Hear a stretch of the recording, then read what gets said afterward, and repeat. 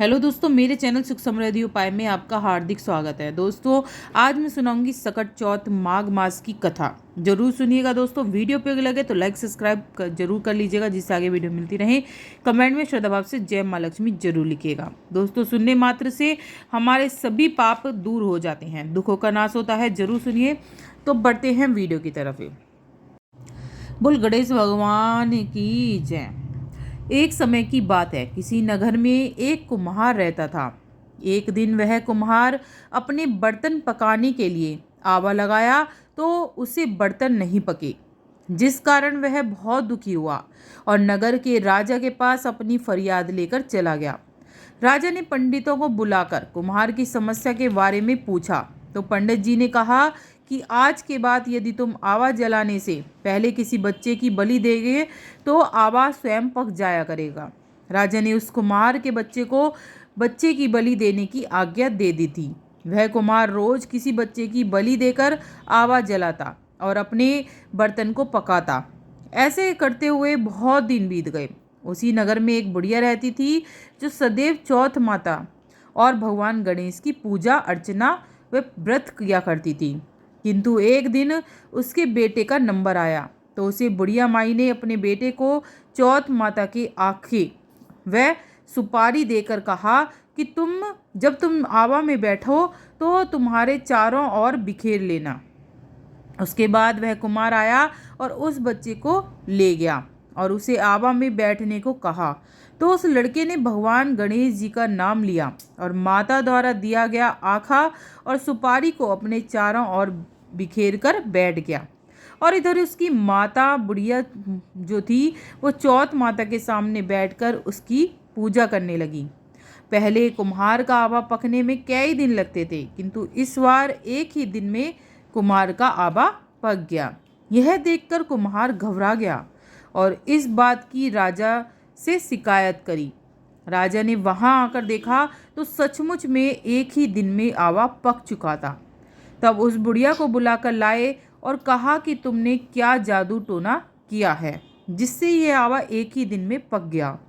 बुढ़िया ने जवाब दिया कि मैंने तो कुछ नहीं किया, बस अपने बेटे को चौथ माता के आंखें बखेर कर बैठने के लिए कहा था।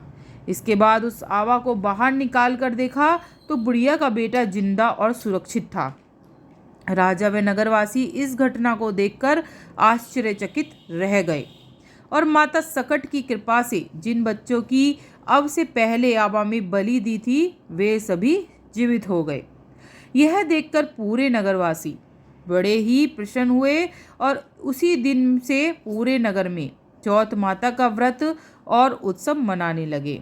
तो दोस्तों, आप भी सच्चे भाव से चौथ माता का व्रत करोगे तो माता रानी आपकी सभी मनोकामनाएं पूरी करेंगी और गणेश जी सारे संकटों को आपके हर लेंगे।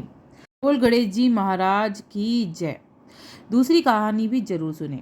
एक बुढ़िया थी, वह बहुत ही गरीब दृष्टिहीन थी। उसके एक बेटा और बहू थे।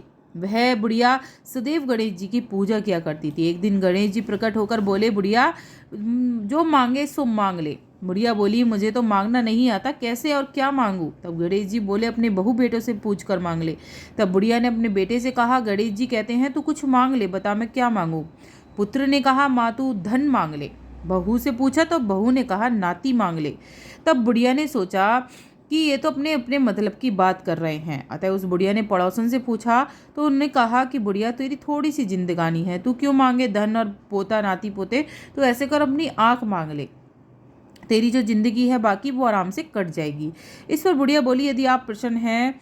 उसने बहुत सोचा। उसके बाद गणेश जी से बोली, यदि आप प्रसन्न हैं तो मुझे 9 करोड़ की माया दें, निरोगी काया दें, आंखों में प्रकाश दें, अमर सुहाग दें, नाती दें, पोता दें और सब परिवार को सुख दें और अंत में मोक्ष दें। ये सुनकर तब गणेश जी बोले, बुढ़िया माँ तूने तो मुझे ठग लिया, फिर भी जो तूने मांगा है वचन के अनुसार सब तुझे मिलेगा। और ये कहकर गणेश जी महाराज अंतर ध्यान हो गए। उस बुढ़िया माई को जो कुछ भी मांगा वो सब मिल गया। हे गणेश जी महाराज, जैसे तुमने बुढ़िया को सब कुछ दिया बिना मांगे, वैसे ही सबको देना। कहते सुनते हुंकारा बढ़ते का भला। बोल गणेश जी महाराज की जय। जय गणेश काटो कलेश। जय जय गणेश। राधा कृष्ण। वीडियो उपयोगी लगे तो लाइक सब्सक्राइब जरूर करिएगा। और कमेंट में जय श्री गणेश ज़रूर लिखिएगा।